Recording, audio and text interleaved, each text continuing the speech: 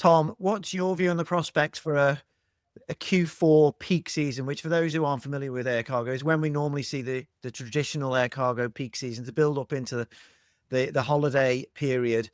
How does that look globally in your view? And is it a different picture in the US due to tariffs and other factors?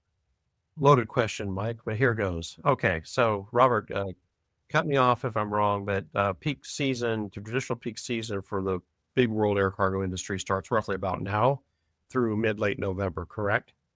And for international movements. Correct. So here's the deal. Air cargo is a niche industry, both within air transport and both within freight transport, as well as freight transport. And I want to emphasize to our viewers that, particularly those who play in the air cargo industry, we are very small compared to the ocean markets, especially the container ship industry. And that industry, in terms of pricing power, is now struggling. And that's going to provoke a reaction. So, for example, in May, rates spiked somewhere, I want to say $3,000-$4,000 per 40-foot box. Or what is that, a 12-meter long box for those of you thinking metric? So here's the deal. Those rates have been sinking over the summer.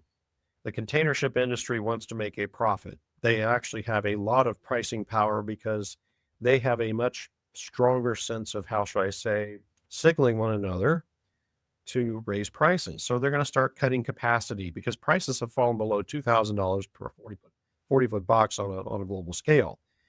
They want to make more money. They're going to start canceling services. When that happens, shippers are going to run out of options.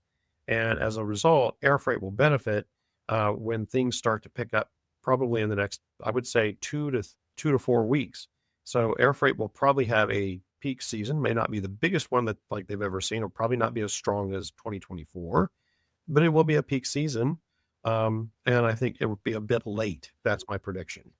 So Tom, but some people, what they say, when ocean freight rates are high, that benefits air cargo because the price differential between the modes narrows. But you're saying in this peak season, you think it'll be, even though ocean prices are fallen, that air cargo will still benefit anyway.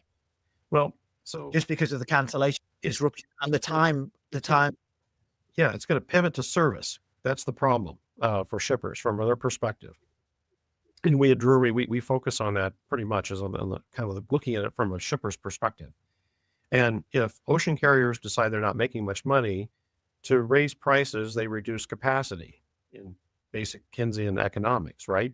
So that's probably going to happen this peak season. And as a consequence, when service starts to falter on the ocean side, I mean, there is a number of folks who track reliability on the in ocean markets, and recent numbers show that reliability numbers are faltering mid 2025. And shippers buy air freight not only for speed, but for reliability. That's the value sell of air freight.